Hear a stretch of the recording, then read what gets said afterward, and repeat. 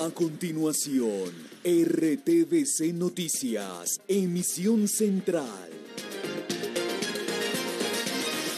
Este programa es para toda la familia. No contiene escenas de sexo ni violencia. Los menores deben estar en compañía de los padres o un adulto responsable. Contiene sistema closed caption. Este programa fue financiado con recursos del Ministerio de las TIC. RTVC Noticias, emisión central.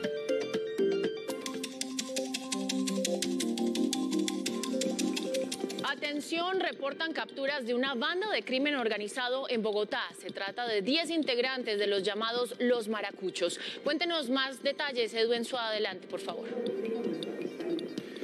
Hola, ¿qué tal? Muy buenas noches. En este momento continúa la rueda de prensa extraordinaria para entregar esta información en cabeza de la alcaldesa mayor de Bogotá, también el comandante de Policía Metropolitana de la capital colombiana y el secretario de Seguridad. Usted muy bien lo anotaba, son 10 las personas capturadas de esta banda delincuencial Los Maracuchos, que estarían vinculados con al menos 9 homicidios cuyos cuerpos habían sido encontrados en diferentes localidades dentro de bolsas plásticas. La alcaldesa asegura que dentro de esos capturados está su cabecilla, alias Leo, un colombiano que dirigía esta banda, que pertenecen, además, los integrantes son varias personas de nacionalidad extranjera, venezolanos exactamente. Así se refirió la alcaldesa mayor entregando esta información luego de un seguimiento de 8 meses y fuertes operativos que se registraron este fin de semana. Los Maracuchos, una de las 3 organizaciones criminales que ha estado produciendo vendetas criminales, 23 casos horripilantes, espantosos, de personas asesinadas y abandonadas en vía pública, ha sido capturada, ha sido judicializada, 10 de sus miembros. Lío de drogas y una disputa por negocios, las causas de las 2 masacres de este fin de semana, según la policía, que dejaron 15 muertos en Atlántico y Santander. Hay estupor en la zona de Las Flores en Barranquilla, donde asesinaron a 6 personas. 3 heridos de la balacera se recuperan en un hospital. Tenemos la evidencia de cómo la comunidad en Landazuri, Santander, reaccionó y tomó justicia por mano propia. Este caso dejó 9 muertos. Atención, la policía dice que busca más casas de pique en Bogotá. Ya encontraron 4 lugares donde descuartizaban y torturaban. La Defensoría del Pueblo dice que los casos de embolsados en Bogotá ocurren desde 2019. Hay 8 bandas en la ciudad y algunas están en disputas. Alerta en Medellín porque encontraron un cuerpo embolsado con señales de tortura. Siguen las denuncias por inseguridad.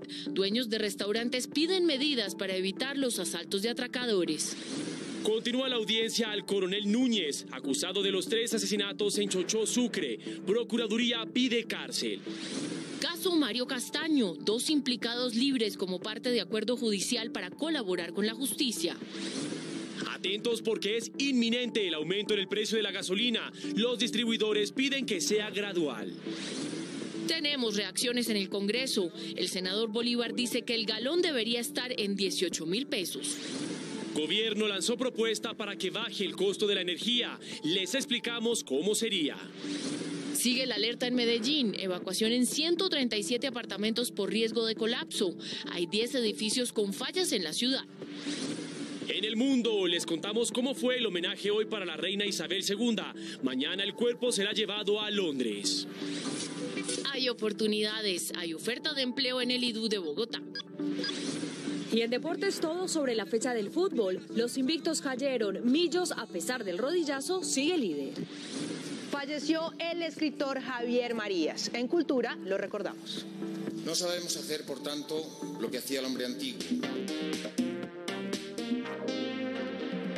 Buenas noches. El director de la policía se refirió a los 2 graves casos de violencia de las últimas horas. 15 personas fueron asesinadas en los departamentos de Santander y de Atlántico. En el caso del barrio Las Flores, cerca a Barranquilla, se confirmó que se trata de una disputa en medio de supuestos narcotraficantes en Santander. Por su parte, el problema es una negociación que terminó con 9 muertos.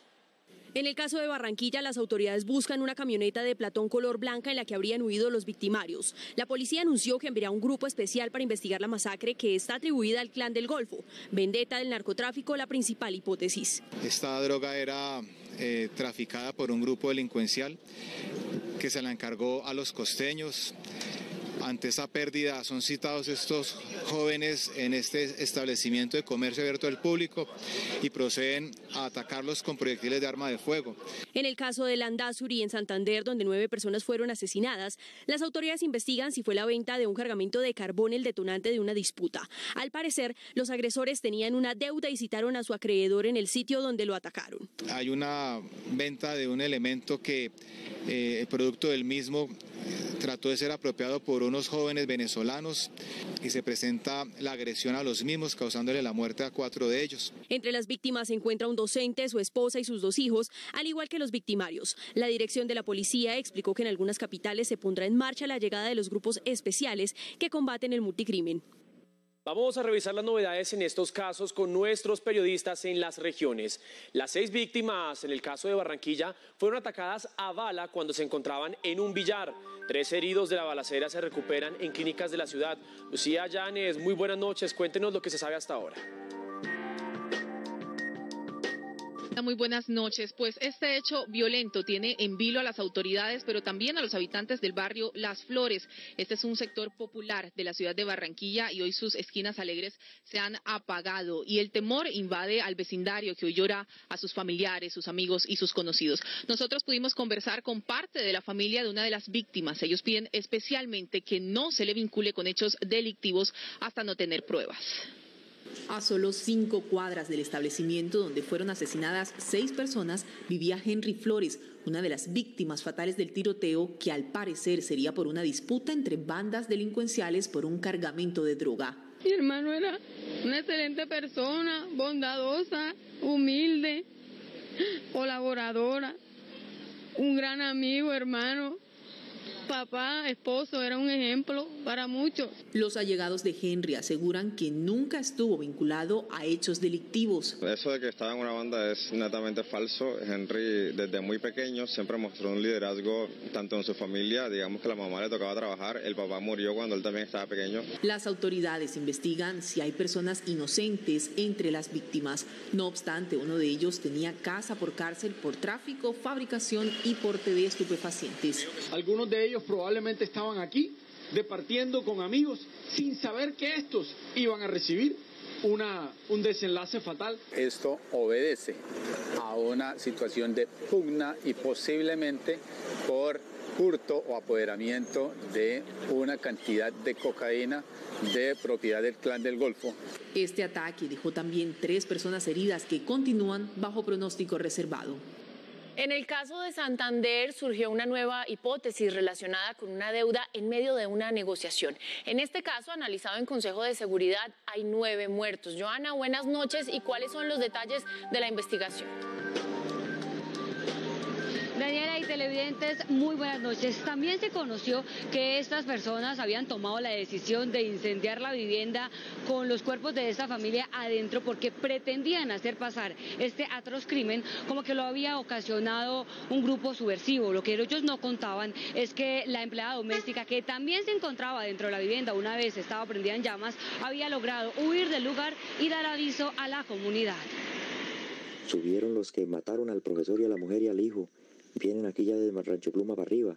Así fue como se organizó la comunidad de Landazuri para ubicar a los agresores que lograron huir del lugar de la masacre en la vereda Buenos Aires, luego de arrebatarle la vida al profesor Álvaro Díaz, a su esposa e hijos por haberles cobrado 20 millones de pesos que les prestó. Debido a alguna situación de intolerancia se desata una riña y pues con arma blanca fueron ultimados estos 4 miembros de la familia. En el hecho, una 5ª persona resultó herida. Se trata de Natalia Calle, una empleada doméstica que fue quien dio aviso a la comunidad y sería pieza clave para poder esclarecer los hechos. Le presté los primeros auxilios y fue evacuada en el carro de Montenegro Leroy y fue entregada a la ambulancia del Hospital Integrado Landazuri. En un consejo de seguridad, las autoridades manifestaron que el toque de queda y la ley seca continuarán y se estudia implementar la restricción del parrillero. Estas medidas se mantendrán mientras se esclarezcan todos los hechos y sobre todo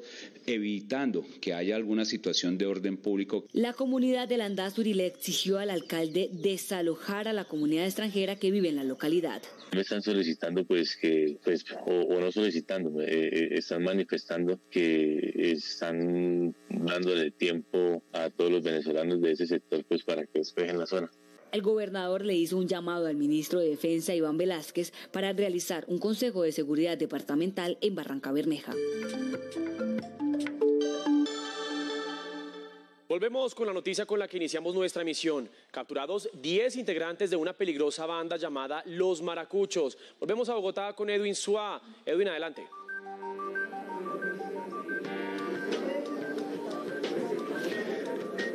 Volvemos aquí desde el puesto de mando unificado de la Policía Metropolitana de Bogotá. Reiteramos la captura de 10 personas, todos integrantes de esta banda delincuencial conocida como Los Maracuchos, responsables, según las autoridades, de 9 homicidios en diferentes localidades. Vamos a tratar de hablar con la alcaldesa aquí en directo. Alcaldesa, buenas noches. Incautamos teléfonos que nos van a permitir también seguir judicializando esta estructura de los maracuchos. Alcaldesa, en directo para RTVC Noticias en este momento, los delitos de estas personas responsables, además los maracuchos de, al parecer, 9 homicidios en diferentes localidades de la capital. Así es. Aquí al crimen se le somete. Tenemos 10 criminales capturados, 9 homicidios que están siendo esclarecidos por cuenta de esta estructura criminal. Estos criminales de alias maracuchos habían cometido 5 crímenes contra personas que dejaron abandonadas en vía pública de una manera escabrosa y otros 4 que habían sido asesinados en actos sicariales. Esos homicidios se cometieron 8 en Los Mártires, 1 en Teusaquillo, quedan esclarecidos, la banda queda capturada, presentada ante la justicia, van a tener que responder por homicidio, obviamente, por tráfico de estupefacientes, por posesión ilegal de armas, por narcotráfico en nuestra ciudad. De manera que Bogotá puede tener la certeza de que aquí la policía, la alcaldía y la Fiscalía trabajamos de la mano. Esta investigación y esta operación contra los maracuchos duró 7 meses y va a continuar, porque sabemos que tenemos que seguir judicializando esta estructura. Alcaldesa, el director de la Policía Nacional confirmó que en Bogotá hay casas denominadas casas de pique. ¿Van a continuar los operativos para ubicar estos inmuebles? Yo quiero aclarar, aquí no hay ninguna casa de pique. Aquí hay un establecimiento en el que se asesinaron a 3 personas y nosotros estamos investigando esos asesinatos, a 4, perdón. En un establecimiento 4 personas fueron citadas y asesinadas. Eso no lo hace una casa de pique. Eso simplemente es una actividad criminal que vamos a esclarecer tal cual esclarecimos estos 9 homicidios. ¿Continuarán los operativos entonces para seguir desmantelando estas bandas transnacionales? Por supuesto, tenemos ya 9 homicidios esclarecidos, pero nos hace falta esclarecer, son 23 en total, ¿no? De manera que vamos a seguir investigando, judicializando, hasta que logremos sancionar a todas las organizaciones criminales. Muchísimas gracias. Esa es la información que se tiene aquí en este momento. Continuamos en el puesto de mando unificado. También información adicional, fueron capturados 4 personas, estos llamados motoladrones que alteraban el orden público en el norte de la capital colombiana, robando a los conductores y pasajeros de vehículos particulares de alta gama. Todo por ahora desde el centro de la capital colombiana, Edwin Suá, RTVC Noticias, conectados 24/7.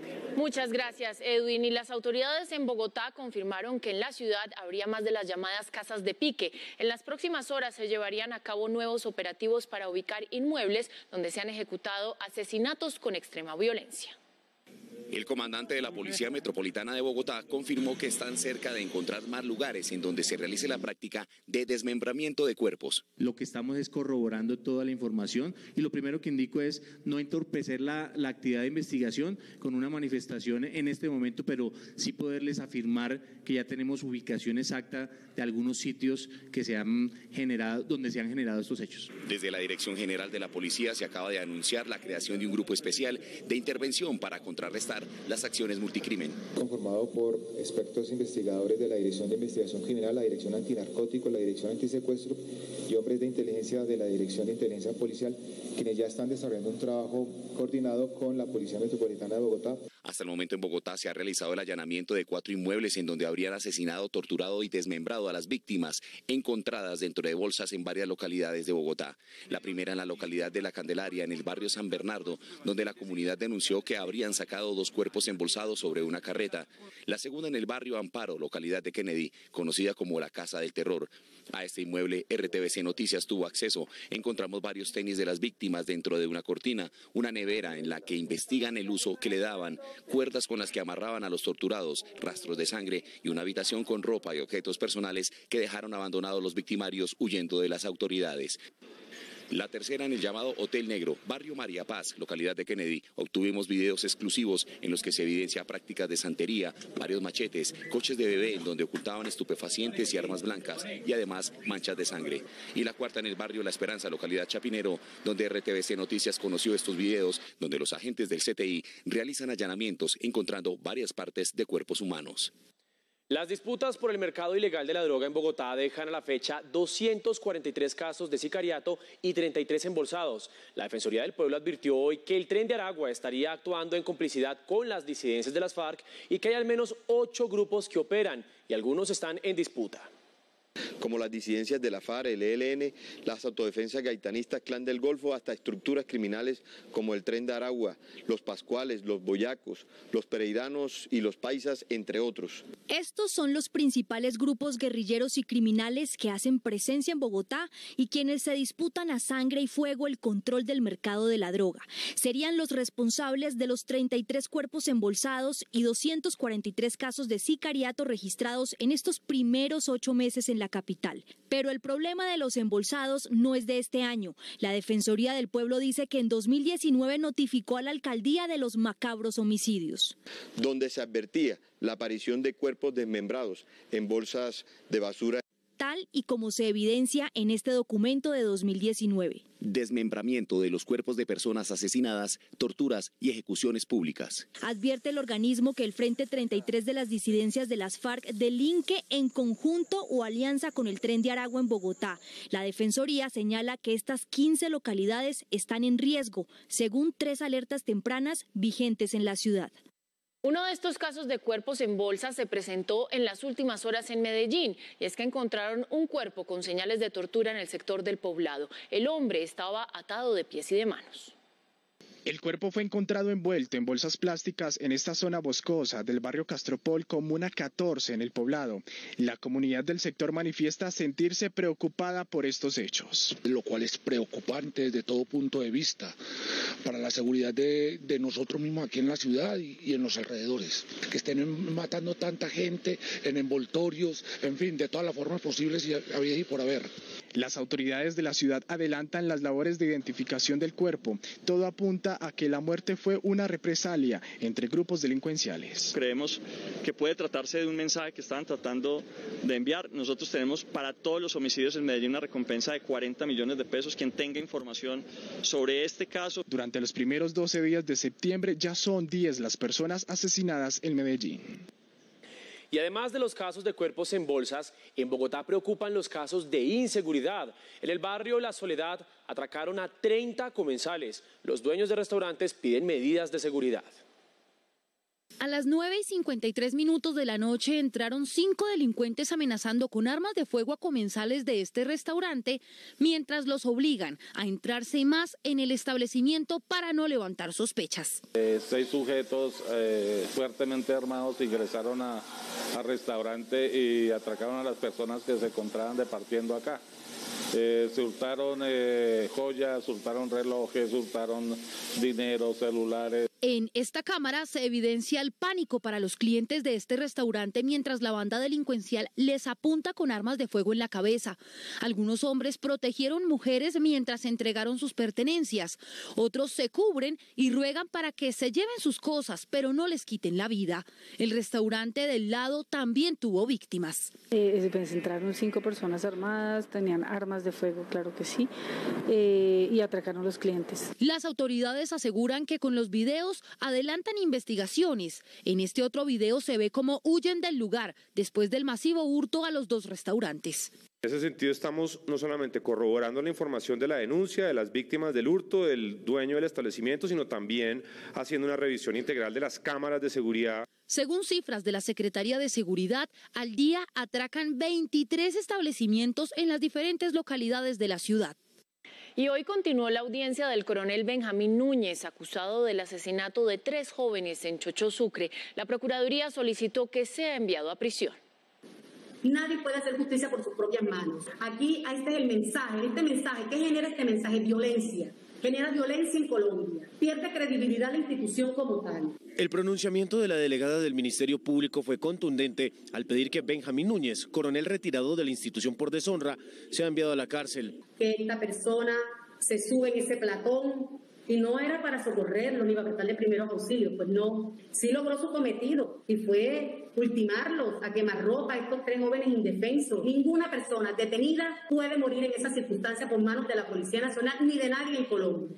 Además, advirtió que los jóvenes víctimas de este crimen sufrieron todo tipo de maltratos y nunca tuvieron la oportunidad de defenderse. La intención no era llevarlos a ningún centro asistencial y de una tenían que haberlas llevado a un centro asistencial, sino que tuvieron que esperar que llegara el coronel J3 y esperar que llegaran todas las otras unidades, maltratar a estos jóvenes, torturarlos como lo hicieron, le infligieron dolor. Ante el juzgado, los abogados de las víctimas han insistido en no enviar al coronel Benjamín Núñez a una guarnición militar o escuela de formación de la policía. Y también hay novedades en el caso del senador Mario Castaño. 2 de los implicados quedaron en libertad por decisión de un juez. Sería parte del acuerdo judicial para que hagan delaciones y colaboren con la justicia.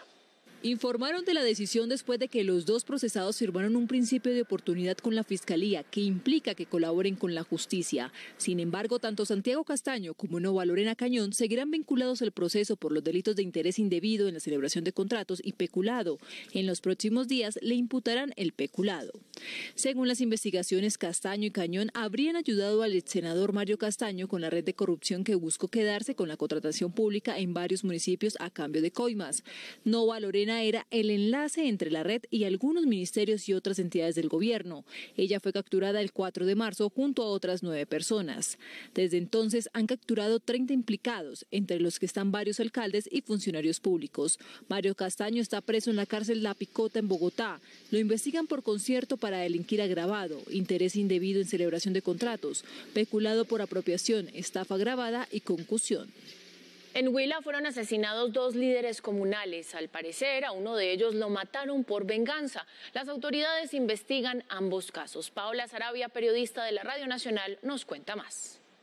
Así es, compañeros, pues esta situación tiene preocupados a la Federación de Comunales del Departamento del Huila. Su presidente, Oliverto Tintinagos, rechazó contundentemente este tipo de casos y le pide a las autoridades que haya celeridad en la investigación. Exigimos a las autoridades competentes realizar los esfuerzos suficientes para que se garantice y se respete la vida y la integridad de los líderes comunales. Por su parte, las autoridades del Departamento del Huila ya están tras la pista de las personas que cometieron este doble asesinato, uno cometido en el municipio de Baraya, al norte del departamento del Huila, y el otro en Isnos. Es toda la información por el momento. Sigan ustedes en el estudio con más información.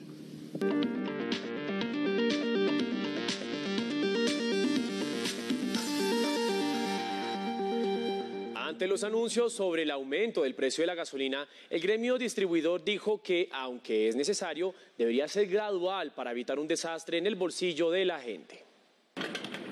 El gremio que reúne a las estaciones de gasolina reconoce la importancia del ajuste en los precios, pero asegura que hacerlo requiere tiempo para evitar un golpe al bolsillo de los consumidores. Mañana no estamos hablando de un incremento de 1.000 pesos o 2.000 pesos por galón, sino aumentos progresivos.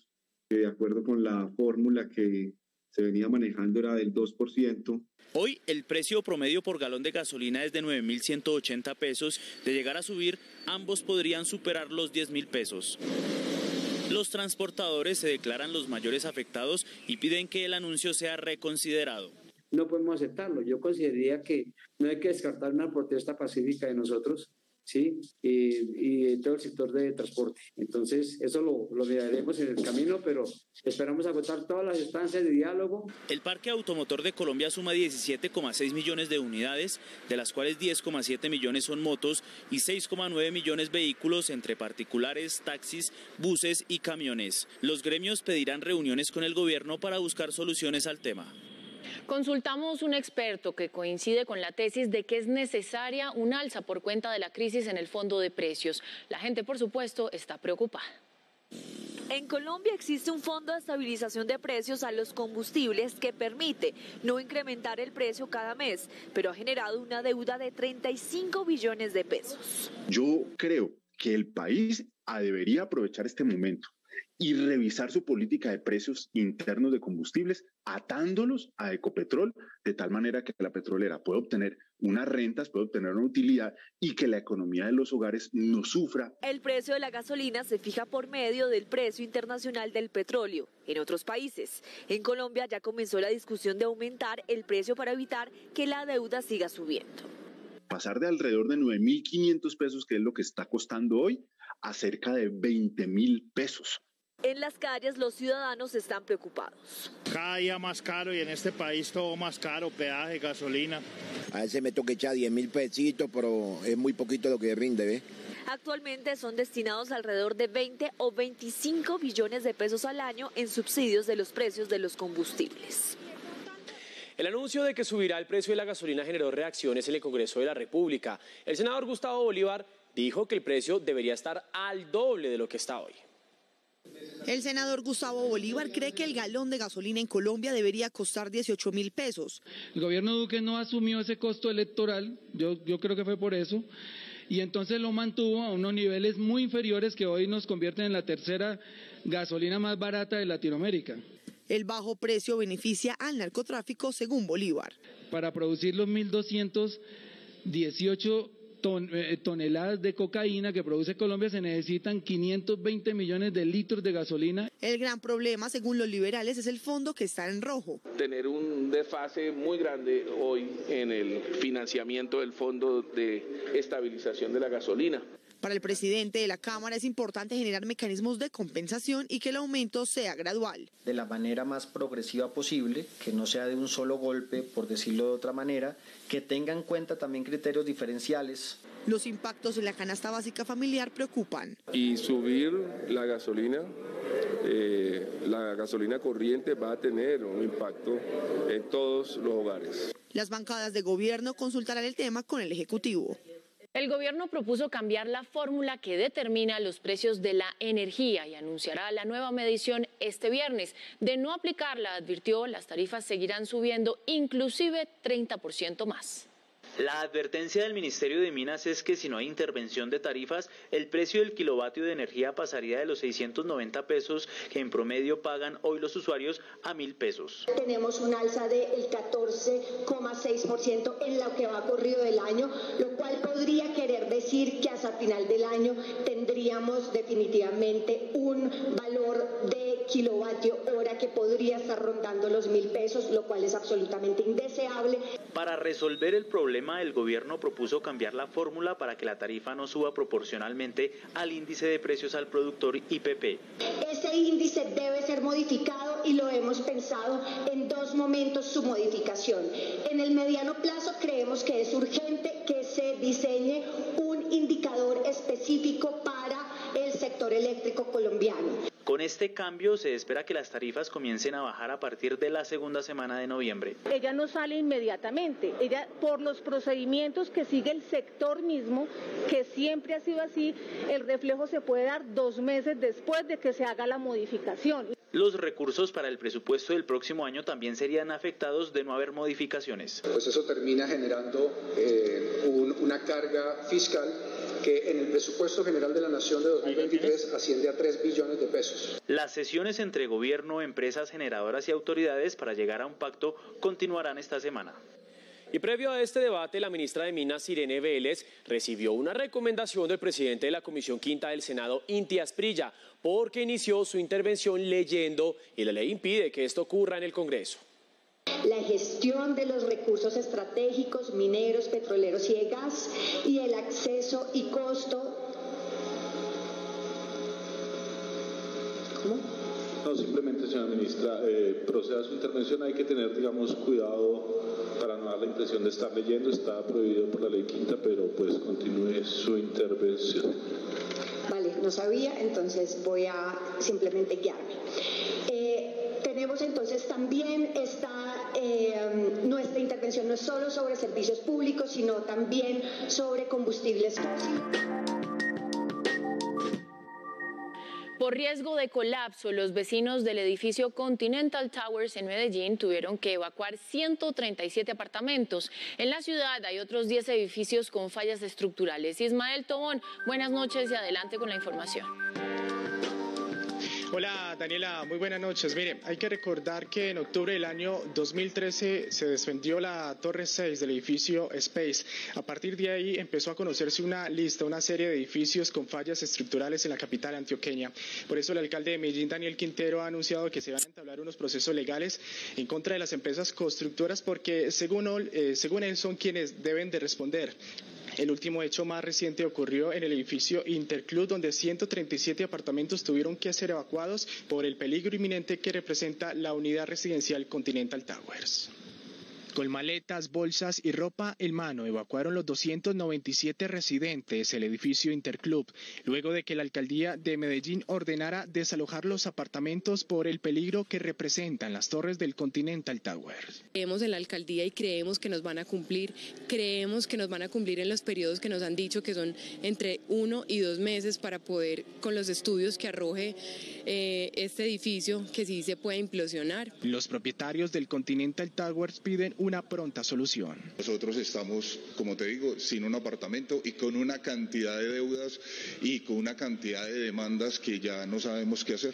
Según la alcaldía de Medellín, existen 10 edificios con fallas estructurales que necesitan una pronta intervención. Demoler cada edificio de estos puede llegar a valer hasta 5.000 millones de pesos. Estos son 50.000 millones de pesos en total. Pero adicionalmente, pues algunos de ellos se podrán reforzar. El alcalde Daniel Quintero aseguró que por vía legal buscará que las constructoras respondan por las fallas en la construcción. Precisamente el día de hoy arrancaron los estudios técnicos del edificio Continental Tower. Serán 10 días donde se van a definir si se necesita repotencializarse esta estructura o definitivamente será demolida, y de ahí se empezará también a generar ese espacio si los ciudadanos o los residentes de la unidad residencial Interclub podrán regresar de nuevo a sus apartamentos. Información que a esta hora de la noche les entregamos desde la capital de Antioquia, Ismael Tom, RTVC Noticias Conectados 24/7. Mateo. Ismael, gracias. Continuamos con más noticias y ahora nos vamos para Cauca porque allí continúan las confrontaciones entre comunidades afro e indígenas por terrenos. Y por otra parte, en Buenaventura, en Valle del Cauca, las autoridades investigan el desalojo de varias familias por parte de grupos armados ilegales. Alejandro Muñoz tiene toda la información. Alejandro, buenas noches, lo escuchamos. Mateo, televidentes, buenas noches. En el departamento del Cauca esto se da especialmente en municipios como Toribío, Corinto, Guachené, Caldono, Mondomo, entre otros, pues allá son 71 fincas las que están invadidas en este momento, alrededor de 6.600 hectáreas, de las cuales 4.900 son improductivas precisamente por las confrontaciones, pero en Buenaventura sucede lo mismo. Al parecer grupos ilegales estarían originando el desplazamiento masivo de estos ciudadanos, pues ellos aseguran que esto no es nuevo y que viene ocurriendo hace un año, por lo cual hacen el llamado para que las autoridades intervengan de manera urgente en las zonas de riesgo.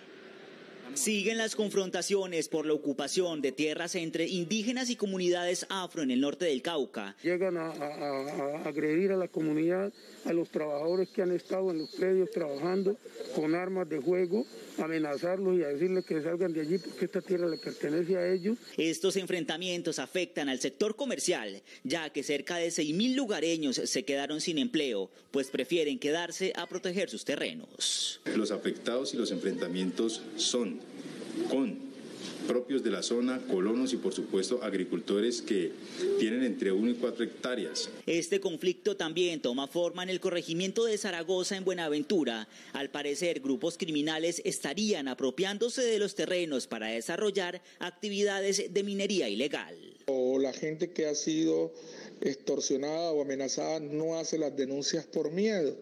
Y me entero por el caso de una persona que se dirigió a mí esta semana, me escribió, me comentó lo que venía pasando. Mientras tanto, en el Valle investigan los desplazamientos forzados que han ocurrido en los últimos días en Buenaventura.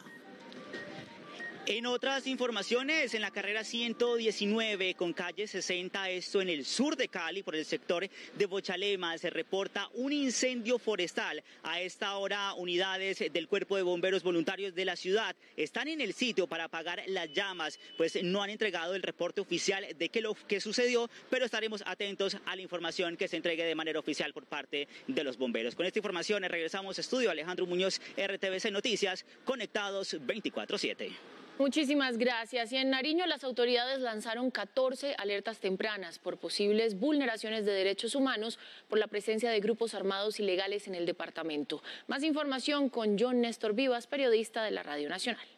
Un cordial saludo desde el departamento de Nariño. Les contamos que una comisión intersectorial para la respuesta rápida a las alertas tempranas, liderada por la Defensoría del Pueblo, se realizó en el municipio de Ipiales, dado la crisis humanitaria que se vive tanto en Nariño, Cauca y Putumayo. 14 alertas tempranas se han realizado solamente en el departamento de Nariño. Frente a eso, distintas autoridades del nivel territorial principalmente y algunas del orden nacional han asumido algunos compromisos en materia de prevención, de protección colectiva de las comunidades para atender la situación. Generar acciones para la protección de estas comunidades indígenas en el territorio fue el compromiso de esta comisión. RTVC y Señal Colombia conectados 24/7. Al menos 5.000 viviendas estarían en grave riesgo porque el río Magdalena podría destrozar un jarillón en Magangué. Este y más impactos de las lluvias en el país en el siguiente recorrido con los periodistas de la Radio Nacional de Colombia. En alerta están los habitantes de Magangué en Bolívar por la socavación del río Magdalena, que destruyó más de 4 metros del jarillón en el barrio Girardot y amenaza con inundar a más de 5.000 viviendas. Para ayudar a controlar esta situación, los organismos de socorro e infantes de marina están colocando sacos de arena en la zona. La vía al Catatumbo sigue obstaculizada en el punto conocido como San Miguelito. Aquí hay acceso a casi 4 municipios y la gente, pues poniendo su propia mano de obra, son los que están tratando de arreglar el puente. En Supía, Caldas, fueron finalmente 1.000 las viviendas completamente afectadas por la creciente del río que lleva este mismo nombre. 2.000 más tuvieron daños menores. Hoy, 8 días después, se ha ido recuperando una de las 3 bocatomas que afectó al suministro de por lo menos 15.000 personas en esa localidad.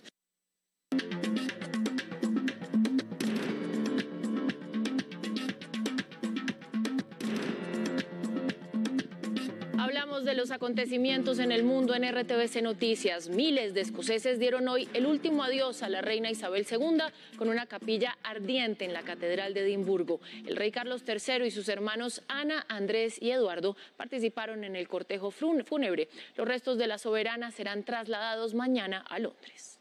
Cuarto día de luto oficial en el Reino Unido de Gran Bretaña e Irlanda del Norte por la muerte de la reina Isabel II. La jornada empezó con el protocolo de instalación del nuevo rey Carlos III en la abadía de Westminster,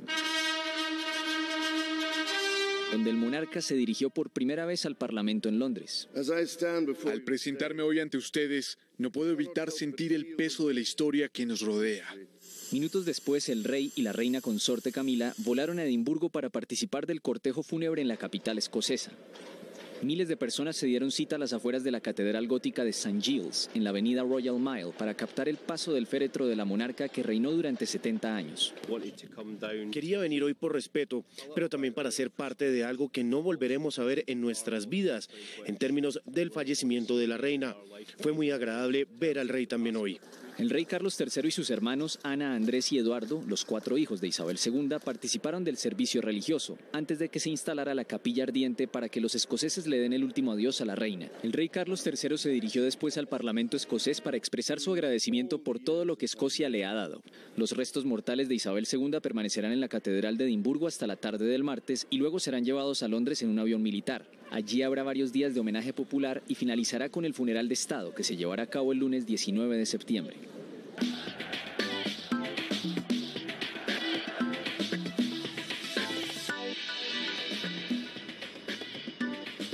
Muy buenas noches, bienvenidos a la información deportiva. Qué alegría saludarlos aquí desde la ciudad de Medellín, nosotros que seguimos conectando las regiones. Pues bueno, y justamente comenzamos hablando de nuestro fútbol profesional colombiano. En la fecha número 11, al parecer, los protagonistas fueron los entrenadores. ¿Por qué? Porque el Junior de Barranquilla tiene uno nuevo. El reinado de Comesaña continúa. Por otro lado, también el técnico de Atlético Nacional, el nuevo estratega, debutó con victoria ante Jaguares. Y el técnico del Deportivo Cali está aferrado con uñas, con todo para poderse quedar en su puesto. Pues bueno, además también hay que decir que los invictos tanto de Millonarios como América terminaron. Aquí la crónica de la jornada. Uno puede creerse que está muy firme en un puesto. Y cuanto más difíciles están las cosas, más me quedo. Pero la mayoría de las veces ese puesto no depende de uno y en 24 horas ya le tienen reemplazo. Julio Comesaña volvió por 10ª vez al Junior. En el Cali la situación puede tornarse parecida. Estar último de la tabla es una olla a presión. Esto hay que seguirle dando el pecho a esta situación. Yo no me voy a rendir nunca. Los que quieren que me vaya no me voy a ir. Podrán seguir pagando, podrán seguir haciendo locura, fiestas, pero aquí estaré. Cara opuesta vive Nacional, que con Sarmiento y su fórmula de mantener el 0 en el arco, va en la búsqueda de repetir título. Uno nota ese interés, vamos a ver si nos ponemos de acuerdo todos para ir para el mismo lado, que yo creo que hoy se empezó. Y entre los de arriba, una irresponsabilidad en el campo acabó con el invicto embajador. Álvaro se equivocó en la jugada, ya lo dijo, pidió excusa a todo el grupo. Y una situación que se esperaba acabó con el invicto del América. Seríamos demasiado ilusos empezar que íbamos a ganar el campeonato invictos, ¿no? Quedan 27 puntos por disputar y parece ser el momento de tomar decisiones para corregir rumbos, como lo hace Nacional y como lo intenta Junior. Y ahora hablamos de deporte nacional porque justamente la ministra del Deporte, María Isabel Urrutia, le entregó el pabellón nacional a los deportistas que nos van a representar en la Copa Davis. La cita va a ser este sábado y domingo en Bogotá. Y por supuesto que los jugadores colombianos esperan volver al repechaje para este año. Estas son las palabras y todo lo que esperan en esta cita. Vuelve la Copa Davis a Bogotá y esta vez a los nuestros les toca enfrentar a Turquía. Son jugadores que han estado entre los primeros 150, así que tienen experiencia, vienen con ganas. Hay que ver cómo se adaptan a la altura de las bolas, pero pensando más en lo nuestro, en la adaptación de nosotros y llegar bien hasta el fin de semana. Tras 2 semifinales de Grand Slam, el Colombian Power espera hacer vibrar a su fanaticada y sin lesiones de espalda. Siempre es un gran orgullo jugar acá, espectacular jugar con la gente de uno. Me voy a preparar muy fuerte esta semana para poder dar mi mejor nivel y poder gozar con todo el público que estará en el estadio. El más aclamado por estos días es Daniel Galán, quien llega motivado e ilusionado luego de un importante desempeño en el Abierto de Estados Unidos. La final, sí, tener más confianza en mi juego, en lo que yo tengo, que puedo hacer grandes cosas y puedo llegar mucho más arriba. Colombia tendrá este martes su primera práctica con equipo completo y sus rivales ya trabajan en suelo bogotano.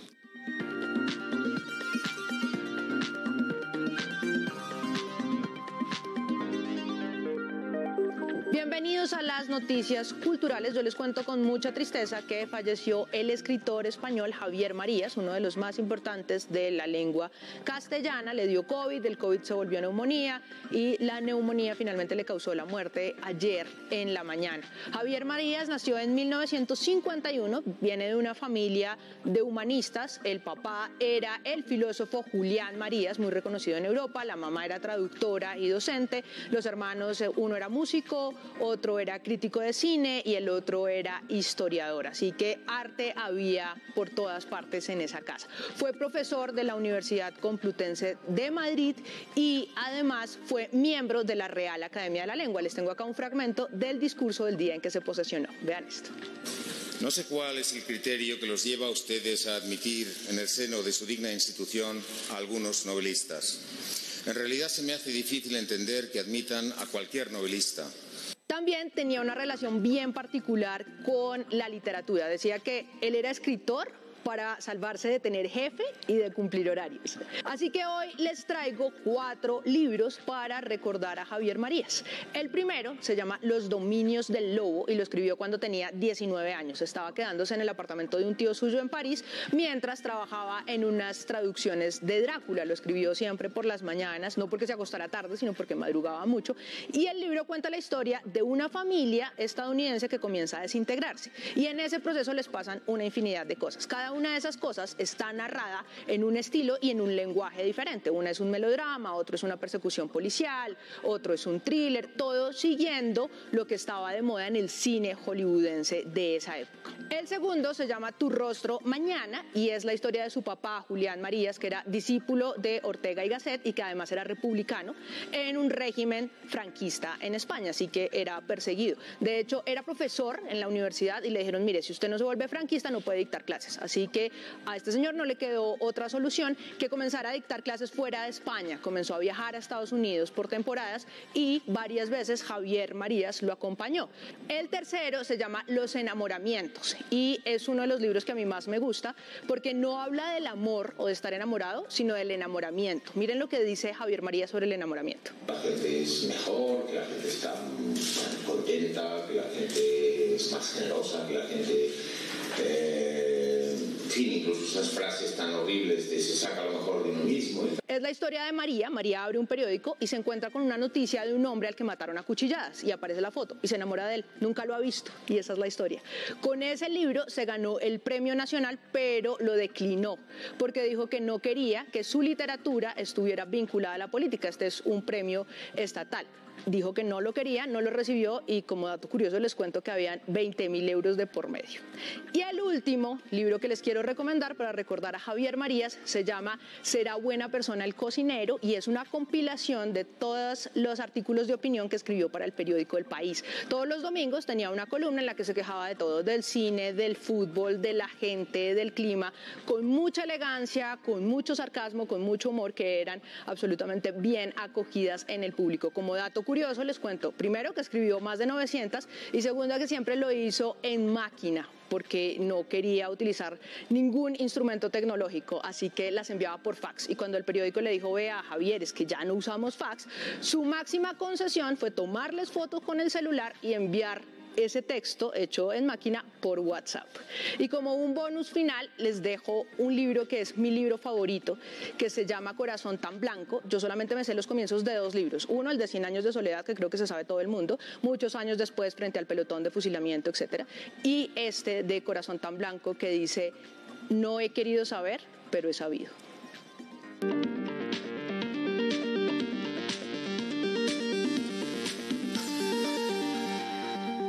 Vamos con más información. Al menos 35 congresistas se unieron a la propuesta de aumentar los impuestos para los cigarrillos y el tabaco en la reforma tributaria. El gobierno se mostró de acuerdo con la idea. La propuesta contempla que a partir del 2023 se establezca un impuesto a los cigarrillos, tabacos, cigarros y cigarritos de 8.400 pesos por cada caja de 20 unidades o proporcional a su contenido. Un incremento de 2.800 que está actualmente a 8.400, lo cual implicaría un incremento en la cajetilla, en el precio de la cajetilla de 8.000 pesos que está actualmente a 16.000 pesos. La propuesta, que busca ser incluida en la reforma tributaria, también espera incremento de los precios para los cigarrillos electrónicos y vapeadores. Y la idea es que el impuesto al precio final para los vapeadores se incremente en un 150%. Esto claramente siguiendo las recomendaciones de la Organización Mundial de la Salud. La proposición ya tiene el apoyo de al menos 26 congresistas y el visto bueno del Ministerio de Hacienda. Hay preocupación en el sector salud por escasez de medicamentos. Esto tras los informes entregados por el INVIMA, uno de los gremios de las EPS, presentó su propio balance. La Asociación Colombiana de Empresas de Medicina Integral, ASEMI, que agremia a 10 EPS con más de 34 millones de personas afiliadas, señaló que solo entre abril y junio recibieron al menos 2.628 novedades de desabastecimiento de medicamentos. La entidad advierte que este fenómeno viene en ascenso en los últimos meses debido, entre otras cosas, a la alta demanda global o el encarecimiento de insumos. Serían los pacientes con padecimientos psiquiátricos o enfermedades de base como la hipertensión los que se estarían viendo mayormente afectados. ASEMI advierte que habrían al menos 30 principios activos que estarían completamente agotados y son 25 los laboratorios que representan el 80% de las novedades por este fenómeno. Estarían desabastecidos analgésicos, los antipsicóticos que representan el 10% del total de medicamentos escasos, antihipertensivos y anticonceptivos orales. El INVIMA, por su parte, registró en su informe que hasta agosto son en total 50 los medicamentos desabastecidos en el país. El precio del dólar bajó 19 pesos y cerró a 4.346 pesos. El precio interno de la carga de café bajó 30.000 pesos, quedó en 2.375.000 pesos. Entre 2,6 y 6,3 millones de pesos costaría ir a todos los conciertos que quedan por realizarse hasta diciembre en Colombia. 22,5 toneladas de aguacate Hass fue el primer cargamento que exportó Colombia de este alimento hacia Chile. A la cárcel 6 policías señalados de corrupción. Estaban adscritos a la estación de policía de Fontibón en Bogotá. Al parecer recibían pagos mensuales para permitir elementos prohibidos en las celdas. Más hechos del día en un minuto. La Corte Suprema de Justicia ordenó definir la nueva medida de aseguramiento contra Salvatore Mancuso y otros 9 paramilitares por delitos en Norte de Santander. El alto tribunal tomó esta decisión al resolver un recurso presentado por la Procuraduría. La Comisión Nacional de Disciplina Judicial excluyó al magistrado Francisco Ricaurte de la condena por el cartel de la toga, argumentando que el exmagistrado aconsejó, patrocinó o intervino en actos fraudulentos en detrimento de intereses ajenos del Estado o de la comunidad. 14 personas señaladas de ser integrantes de una red de narcotráfico, entre ellas 2 que estaban en la cárcel, coordinaban el envío de cocaína desde La Guajira a Centroamérica. La Corte Suprema confirmó la condena de 12 años de cárcel contra un exfiscal que en el año 2015 favoreció a varios hombres que fueron detenidos en Tumaco, Nariño, cuando transportaban cocaína. Familiares piden ayuda para encontrar a Claudia Patricia Arias, quien se encuentra desaparecida en el municipio de Ubaté, Cundinamarca. La mujer fue vista por última vez el pasado 25 de agosto hacia las 5 de la tarde.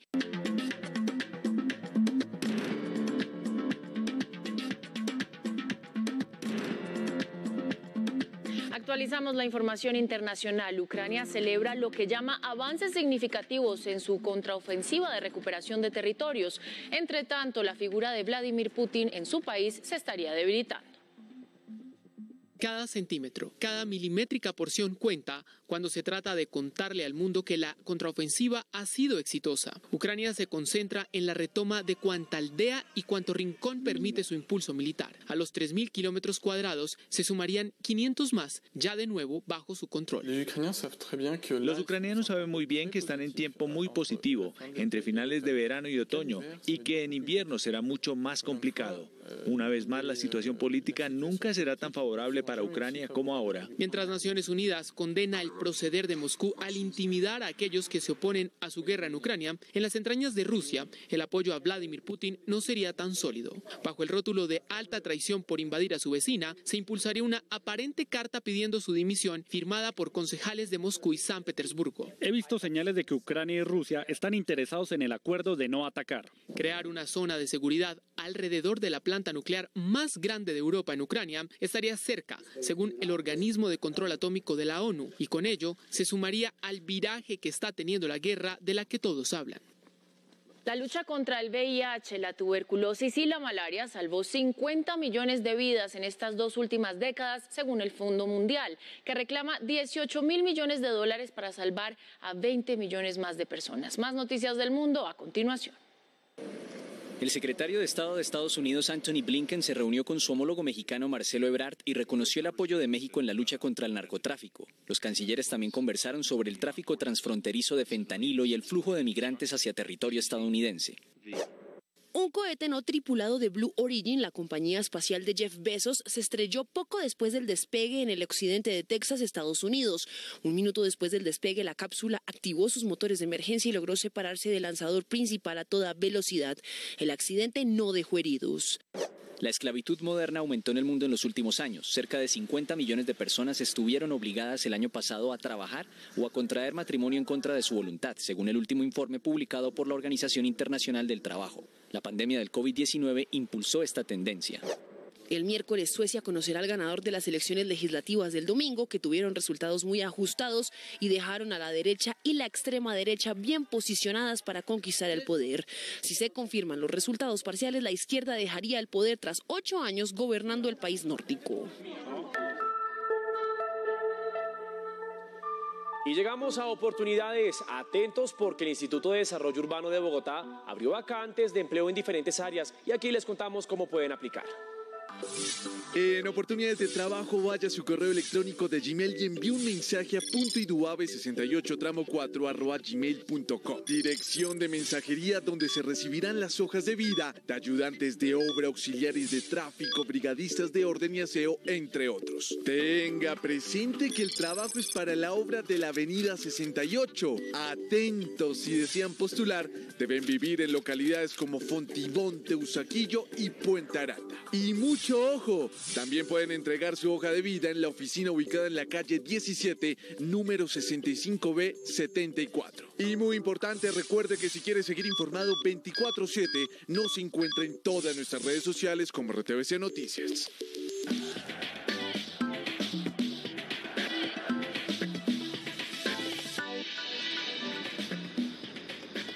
Y seguimos con más información deportiva. Ahora es momento para hablar de nuestras jugadoras que van a estar en el Mundial de Voleibol que se va a disputar desde la próxima semana en Polonia y Países Bajos. Pues las nuestras están haciendo todo lo posible para llegar en óptimas condiciones, están haciendo pretemporada en Francia, desde hace varios días están allí. Es más, acaban de tener un partido amistoso ante la selección de Canadá y les fue bien. Y ahora entonces nosotros también queremos apoyarlas. Y además pudimos charlar con ellas antes de este viaje tan importante en donde van a estar representando a Colombia en este Mundial. A 12 días de un momento soñado, ellas, de la mano de él, buscan la continuidad de una historia que hasta ahora es legendaria. La gran enseñanza es que caímos algunas veces, pero jamás nos mantuvimos sentados. Jamás nos mantuvimos en el piso. Este equipo se ha mantenido unido en el tiempo, logrando lo que para ellas alguna vez fue inimaginable. Venimos trabajando casi desde los 15 años, la mayor parte del grupo viene junta desde esa edad, entonces nos conocemos mucho, nos conocemos los caracteres, qué nos gusta, qué no, y bueno, yo creo que nos creemos como una familia. Cada una tiene su rol dentro de esa familia, que está en procura de mejorar no solo desde lo deportivo. Hay que mantener la tranquilidad, que es lo que nos permite seguir jugando, cometiendo menos errores, y yo como capitana trato todo el tiempo de motivarlas, de dar mi mejor, para que ellas todo el tiempo también estén motivadas y estén en el partido. Colombia disputa por estos días el torneo amistoso de Francia de voleibol. Es tercera, suma una derrota, una victoria y este martes enfrenta a Argentina. Y mucha atención a esta noticia para los amantes del tenis, y es que Rafael Nadal va a volver a nuestro país después de 11 años, va a hacer una gira por Sudamérica y en Bogotá va a tener sus partidos de exhibición y se va a enfrentar al finalista del US Open, al noruego Casper Ruud. Pues nosotros con esta información comenzamos nuestro resumen deportivo del día.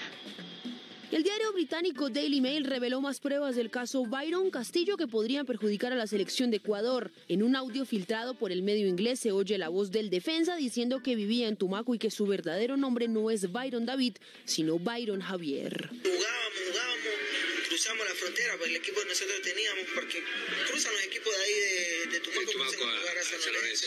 Además, publican en el artículo el registro civil de nacimiento que confirmaría su nacionalidad colombiana.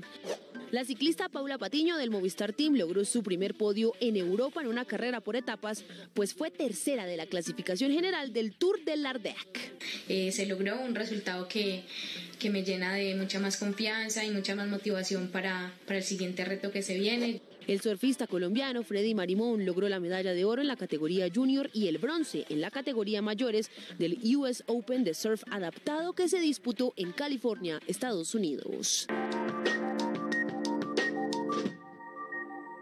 Falló el experimento de las autoridades de tránsito de Bogotá y de Cundinamarca que buscaba solucionar los atascos de tráfico que tradicionalmente se presentan en la salida de la capital por la calle 80. Hoy pusieron en práctica la estrategia y el resultado. No hubo más trancón. Caos y trancones. Lo que buscaba agilizar el tráfico por la calle 80 resultó más traumático de lo esperado. El plan piloto inició a las 5 de la mañana y fue levantado a las 6:30. No, nada igual, todo sigue igual. Está el mismo trancón acá, el trancón es aquí en esta reducción del carril. Cárcel Navas y Villa de Granada queda desocupadito, pero aquí sigue el trancón. El plan que hicieron hoy fue peor todavía, porque si supuestamente habían 5 carriles, cerraron el habital del central, porque está peor hacia Funza, a Siberia. Trancado totalmente. El plan consistía en movilizar por los 2 carriles centrales de la calle 80 los vehículos de transporte público y rutas escolares, y por el carril lateral los carros particulares entre las carreras 96 y 119. Es decir, desde el portal 80 hasta el puente de Guaduas, en la localidad de Engativá.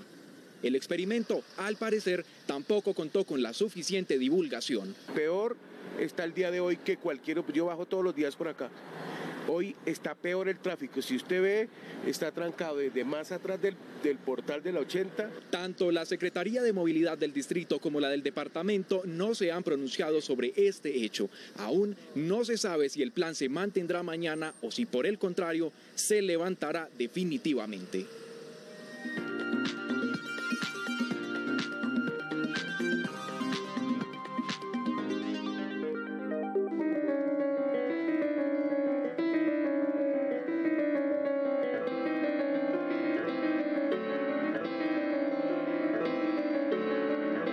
Les voy a contar un cuento antes de dormir.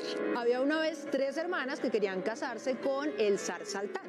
La primera dijo que le iba a cocinar los platos más deliciosos de todos. La segunda, que le haría los mejores vestidos de lino. Y la tercera, que le iba a dar el heredero más guapo y más valiente. El zar Saltán se casó con la tercera y se llevó a las otras 2 como cocinera y modista del castillo. Moraleja, no le cocinen a nadie ni le cojan el dobladillo, que eso no es amor. Sigamos. El rey se fue a la guerra, la reina tuvo el heredero y las otras 2 hermanas, celosas, los engañaron a todos. Al rey le dijeron que no había hijo y a la reina que el rey quería que la metieran a ella y al hijo en un barril y las echaran al mar. El niño comenzó a crecer y a crecer muy rápido y logró nadar hasta la orilla y salvar a la mamá. Además, salvó un cisne de un halcón que se lo iba a tragar. El cisne resultó ser mágico y en recompensa les construyó una ciudad para que reinaran. Cada que llegaban barcos de la tierra del rey padre, el príncipe le pedía al cisne que lo convirtiera en una mosca, moscardón o abejorro para pegarse al mástil e ir a verlo. Luego pasan más cosas mágicas y aparecen más animales mágicos y al final el cisne es una princesa que se casa con el príncipe, las hermanas se arrepienten de ser tan porquerías y el rey y la reina vuelven. Fin. Y beso de buenas noches.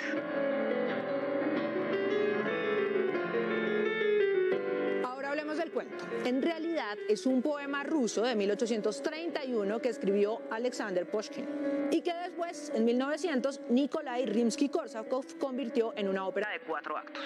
En esa ópera, cada vez que el príncipe se convierte en mosca, abejorro o cualquier otro insecto o coleóptero, suena esto,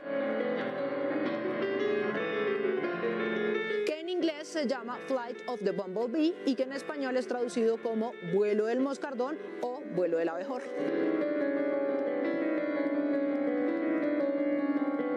Rimsky-Korsakov era un buen tipo. No fue de esos grandes compositores que escribieron 300 obras, pero fue maestro y revisor de muchos de esos compositores. Por ejemplo, pertenecía a un grupo de músicos que se llamaba Los Cinco, en el que estaban Mili Balakirev, César Cui, Modest Mussorgsky y Alexander Borodin. Y a todos les corregía y les orquestaba las obras porque era el más preparado técnicamente. Durante muchos años fue profesor del Conservatorio de San Petersburgo y a los estudiantes el primer día siempre les decía: yo hablaré y ustedes escucharán. Luego hablaré menos y ustedes empezarán a trabajar. Y finalmente yo no hablaré en absoluto y ustedes trabajarán a fondo. Pero tenía un pero, y para muchos tradicionalistas no era un pero sino una virtud.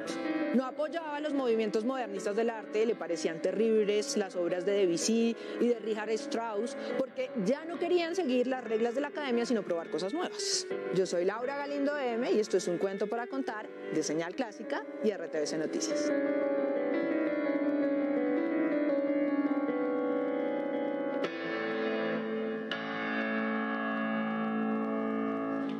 Mateo, ¿usted sabe coser o cocinar? Coser y cocinar. Me quedo con coser, definitivamente la cocina ¿Sí? no es lo mío. ¿Pero sabe o no sabe? Sí. Ah, bueno, no, porque yo le iba a decir que para que no le pasara lo que dijo Laura ahí en Un Cuento para Contar. Si quiere un día de esto le cocino y me cuenta a ver cómo me va. Podemos hacer el ensayo. A ustedes muchísimas gracias por conectarse hoy con nosotros. Nos vemos mañana al mediodía y a las 7 de la noche. Chao. Que descansen.